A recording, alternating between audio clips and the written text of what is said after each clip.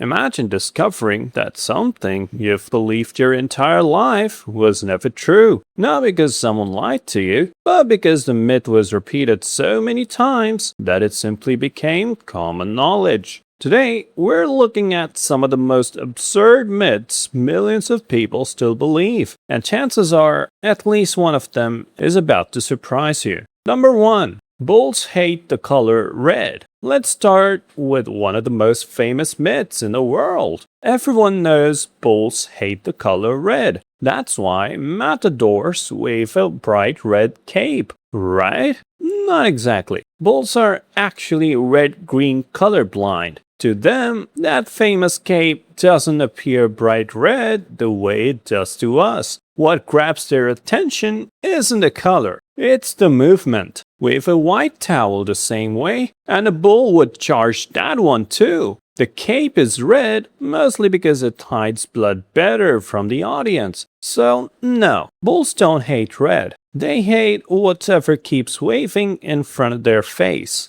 Number 2. Goldfish have a 3-second memory. Poor goldfish. They've spent decades being insulted. Forget something? Yeah, you must have a goldfish memory. The myth claims they remember things for only 3 seconds. Reality? Not even close. Experiments have shown goldfish can learn routines, recognize shapes, distinguish colors, and remember tasks for months. Some even learn to swim toward a feeding area at certain times every day. So the next time someone compares you to a goldfish, remember, the goldfish might actually remember more than you think. Number 3. We only use 10% of our brain. This myth has inspired movies, motivational speakers, and countless internet posts. Imagine unlocking the other 90%. You would become a genius, maybe even a superhero. Unfortunately, that's not how brains work. Brain scans show different regions become active throughout the day, depending on what you're doing. Walking, talking, reading, sleeping, even while you're asleep. Your brain remains remarkably active. If 90% of your brain did absolutely nothing, damage to those areas wouldn't matter. But it does, because almost every part serves a purpose. The real mystery isn't why we use so little. It's how that 3 pounds of tissue can do so much. Number 4. Vikings wore horned helmets. Picture a Viking. There's a good chance you're imagining a giant beard, an axe, and a helmet with 2 enormous horns. Hollywood loves it. Costume designers love it. History, not so much. Archaeologists have found many Viking helmets. None used in battle have those famous horns. Why? Those horns would have been impractical. They added weight, made helmets harder to use, and gave enemies something to grab. The image became popular centuries later through artwork and stage costumes. The real Vikings were already intimidating. They didn't really need extra decoration. Number 5. Camels store water in their humps. This one sounds believable. Camels live in deserts. Their humps must be giant water tanks. Except they aren't. A camel's hump stores fat, not water. That fat acts as an energy reserve when food becomes scarce. Then, how do camels survive without drinking for so long?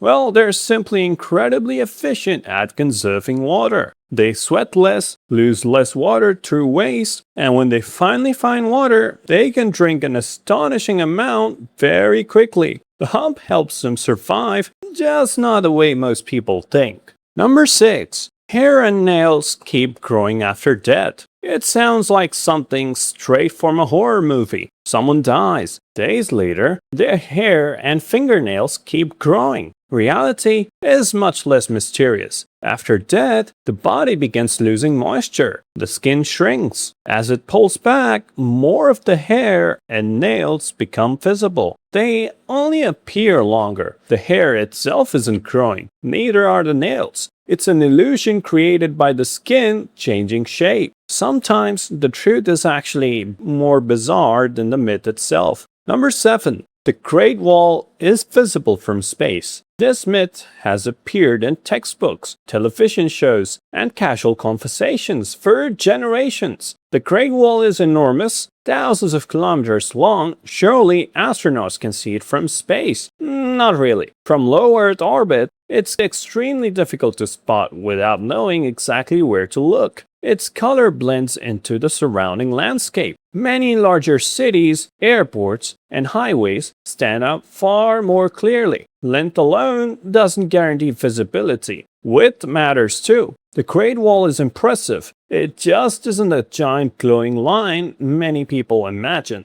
Number 8. Bats are blind. If someone says blind as a bat, you immediately understand what they mean. The phrase has existed for centuries. There is just one problem. It isn't true. Most bats can see. Some species actually have surprisingly good eyesight. So why do they fly using echolocation? Because sound works incredibly well in complete darkness. By producing high-frequency calls and listening to the returning echoes, a bat can detect branches, insects, and other obstacles with astonishing precision. It's a bit like seeing with sound. Not every bat even uses echolocation.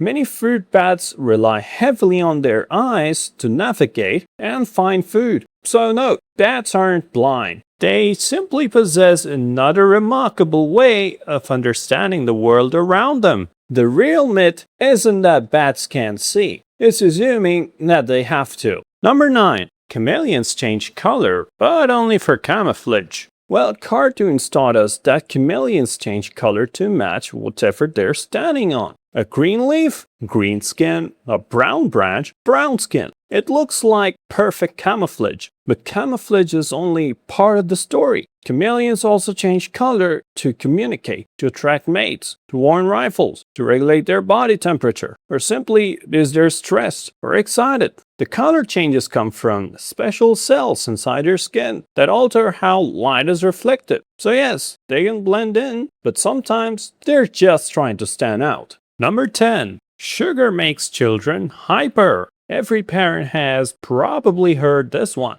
Give children too much sugar and they will start bouncing off the walls. It certainly feels true. Birthday parties, Halloween, and candy often seem to end in complete chaos. But scientific studies have repeatedly found that sugar itself doesn't make children more hyperactive. So why does the myth feel so convincing? The sugary treats are usually eaten during exciting events, parties, celebrations, holidays. The excitement comes first. The sugar just gets the blame. So no, a piece of cake won't magically turn a calm child into a tiny tornado. The birthday party was probably doing that already. The funny thing about myths is that most don't survive because they're true. They survive because they're simple, they're easy to remember, and easy to repeat. And after enough years, they start sounding like facts. So the next time you hear someone say, "Everyone knows that," you might want to ask one simple question. Do they? Or is it just another myth almost everyone believes?